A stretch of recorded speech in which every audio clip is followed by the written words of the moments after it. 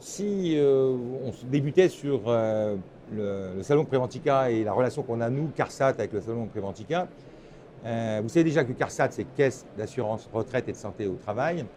Et donc, il y a le lien entre retraite et santé.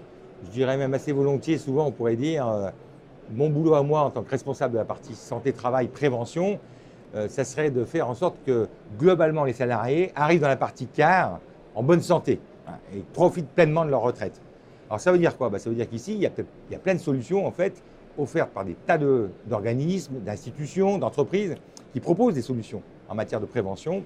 Et donc, mon travail à nous, notre travail à nous, à CARSAT, c'est d'aller investiguer les secteurs en difficulté, entrer dans ces secteurs en difficulté, proposer, comprendre ce qui se passe, proposer des dispositifs, et puis faire en sorte après que des partenaires puissent s'en emparer.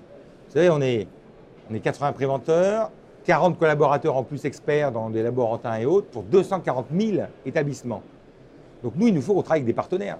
Il faut qu'on crée la demande à partir de besoins dans des secteurs où ils ne sont pas en situation d'exprimer. Puis après, là, il y a des tas de partenaires pour y répondre.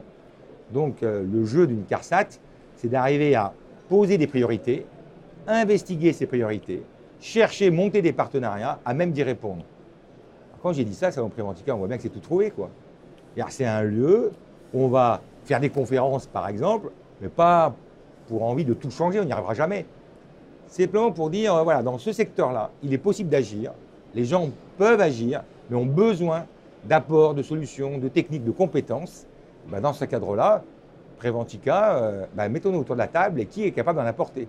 Et là, soyons clairs, sur les 400 ou 500 exposants, il y en a plein qui ont envie d'apporter leurs solutions. Le tout, c'est peut-être se comprendre, c'est de voir, de partager le diagnostic. Et dans ce cadre-là, je pense qu'on peut y arriver. La première question, Préventica, salon, et qu'est-ce qu'on y fait depuis une vingtaine d'années, je crois, hein. Je pense que je viens d'y répondre. Préventica joue à la fois comme accélérateur de nos propres réflexions. C'est pas rien, tous les 2 ans, moi je demande à mes équipes où on en est de la question. Donc accélérateur, créateur de temps où les partenariats peuvent se formaliser. Là, par exemple, on a signé des conventions. Je vais être clair, il n'y aurait pas Préventica, ça se trouve, ça aurait traîné 1 an de plus, hein. Mais là, avec le temps timé, il faut qu'on soit prêt là, quoi. Donc, c'est un temps qui nous permet d'accélérer certains dispositifs. Et puis après, créateur de déploiement potentiel avec des partenaires qui peuvent être intéressés par nos problématiques, par ce qu'on soulève, et qui vont derrière, s'emparer des demandes et pouvoir y répondre. Alors maintenant, le temps d'aujourd'hui. Le temps d'aujourd'hui, c'est quoi? C'est un temps entre deux phases pour nous. On vient pendant 4 ans de labourer des secteurs professionnels, des thématiques. Par exemple, on a travaillé à faire progresser 850 entreprises de la région Rhône-Alpes sur la prévention des TMS, 200 entreprises sur les fumées de soudage dans la chaudronnerie, des pressings sur l'aquanettoyage. On a travaillé sur les filières, transport, logistique, distribution. On a travaillé sur l'agroalimentaire, on a travaillé sur des soins en personne. Voilà, 4 ans. Alors Préventica, c'est au moment pile poil où on finit cette phase-là et au moment où on va commencer une deuxième phase de 5 ans qu'on négocie avec l'État en ce moment. Et on dit, mais finalement, sur quoi on va poursuivre le travail? Alors on a fait un effort, vous pouvez venir sur notre stand, on a fait une brochure qui permet de montrer qu'est-ce qui a été fait en 4 ans et qu'est-ce qui serait à même de se poursuivre pour demain. Alors pourquoi on dit tout ça? Parce que tout à l'heure, je l'ai dit, on a besoin de partenaires pour avancer. Donc il était important de stabiliser de qu'est-ce qui a bougé dans toutes ces entreprises de la région pendant 4 ans, pas que avec nous, avec d'autres partenaires aussi, bien sûr, et qu'est-ce qu'on a atteint. Et du coup, ça nous permet de mettre en trajectoire, quoi, en fait. Qu'est-ce qu'on peut poursuivre? Qu'est-ce qu'on peut viser pour demain? Donc ça, c'est un vraiment champ, d'autant plus que ce qu'on sent de l'État, c'est une continuité.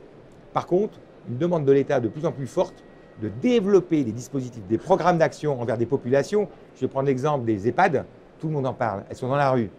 Nous, ils viennent vers nous dire, mais qu'est-ce qu'on peut faire pour améliorer les conditions de travail dans les EHPAD? Moi, je vais vous dire, qu'est-ce qu'on peut faire pour rendre les EHPAD plus performantes? On va travailler sur des dispositifs où on lie intimement santé et performance. Quand on parle d'une aide-soignante qui va intervenir à s'occuper des résidents et qu'elle n'arrive pas à s'en occuper, que c'est trop lourd, trop dépendant, etc., on voit bien que ça génère chez elle, certes, des problèmes de santé, mais aussi des problèmes de relation avec le patient, avec le résident, avec sa famille, des problèmes de suivi d'équipe. On est en 15, qu'est-ce qu'on peut faire? Donc il y a tas d'autres problèmes qu'on peut résoudre avec ça. Donc on voit bien qu'on est dans une temporalité intéressante de fin d'un cycle, début d'un autre en prolongation, et embarquer peut-être ce qu'on a gagné du précédent cycle. on a fait des liens, je viens de parler de santé et performance, on a fait des liens entre santé et performance, et bien on va les mettre en application sur ce cycle-là. Sur les TMS, on a des entreprises qui ont fait des super belles choses, vraiment en 4 ans. C'était loin d'être toutes volontaires, hein.